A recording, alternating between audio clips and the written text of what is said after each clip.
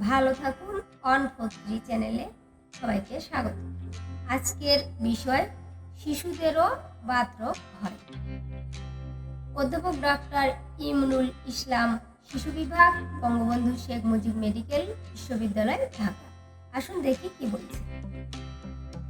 বড়দের মতো শিশুরাও নানা রকম বাতরোগে আক্রান্ত হতে পারে। এর মধ্যে বাতজ্বর অন্যতম।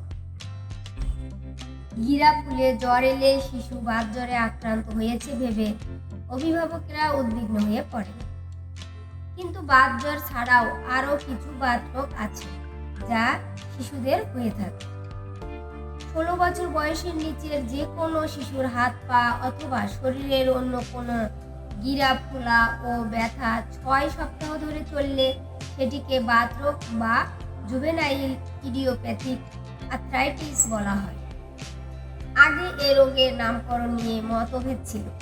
মার্কিনরা এটিকে জুভেনাইল রিউমাটয়েড আর্থ্রাইটিস ও ইউরোপীয়রা জুভেনাইল ক্রনিক আর্থ্রাইটিস নাম দিয়েছিলেন।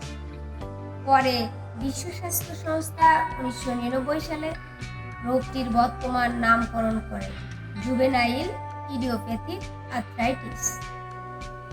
কারণ এ রোগের সুস্পষ্ট কারণ জানা যায়নি, তবে কিছু বিষয় যেমন বংশগত প্রভাব, পরিবেশগত প্রভাব, সংক্রমণ যেমন ভাইরাসের কারণে এর সূত্রপাত ঘটে বলে জানা যায়। মূলত এটি অটোইমিউন ডিসঅর্ডার, যার ফলে দেহের প্রতিরোধ ব্যবস্থার ভুলে সুস্থ কোষ ও কলাগুলো প্রতিরোধ ব্যবস্থার আক্রমণের শিকার হয়ে উল্লেখিত রোগ সৃষ্টি করে। আমাদের দেশের সাম্প্রতিক এক গবেষণায় জানা যায়, প্রতি লাখ শিশুর মধ্যে 60 জনই আক্রান্ত। কিভাবে বুঝবেন? দীর্ঘমেয়াদী গিরা ফোলা, ব্যথা ও গিরায় শক্ত ভাব, এটি বিশেষ করে সকালে আধ ঘন্টা থেকে কয়েক ঘন্টা থাকে। শিরায় ব্যথা থাকায় গিরাগুলোর নির্দিষ্ট কাজ যেমন হাঁটা, বসা, লেখা ও অন্যান্য কাজকর্ম করতে সমস্যা হয়। প্রধানত হাঁটু, গোড়ালি, কবজি, কনুইয়ের বড় গিরা এবং হাত পায়ের পাতার ছোট গিরা আক্রান্ত হয়। তীব্র জ্বর, শরীরে লালচে দানা ছাড়াও যকৃৎ, প্লিহা, লসিকা গ্রন্থি বড় হয়ে যেতে দেখা যায়। চোখের সংক্রমণ কিছু ক্ষেত্রে দেখা দিতে পারে। রোগটির বিস্তৃত এমন যে কখনো আক্রান্ত শিশুর কোনো অভিযোগ থাকবে না, অর্থাৎ শিশু ভালো থাকবে, কখনো রোগের তীব্রতায় কাতর হবে। বাতরোগ ও বাতজ্বরের পার্থক্য। বাতরোগের উৎপত্তি বেশ আকস্মিক, অন্যদিকে বাতজ্বরের উৎপত্তি ধীরে ধীরে হয়। বাতরোগে বড় ও ছোট গিরা প্রতিসমভাবে আক্রান্ত হয়, কিন্তু বাতজ্বরে শুধু বড় গিরা অপ্রতিসমভাবে আক্রান্ত হয়।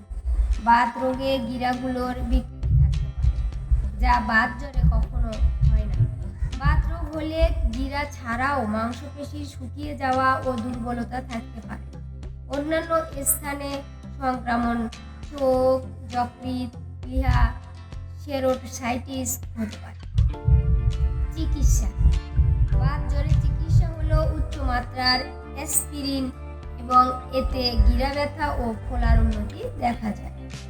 বাতজ্বর ও বাতরোগের ধরনে মিল অমিল সবই আছে, তাই সতর্কতার সঙ্গে পর্যবেক্ষণ ও যথাযথ পরীক্ষা নিরীক্ষায় রোগ নির্ণয় করা উচিত। ভালো থাকুন, সুস্থ থাকুন, এই কামনা।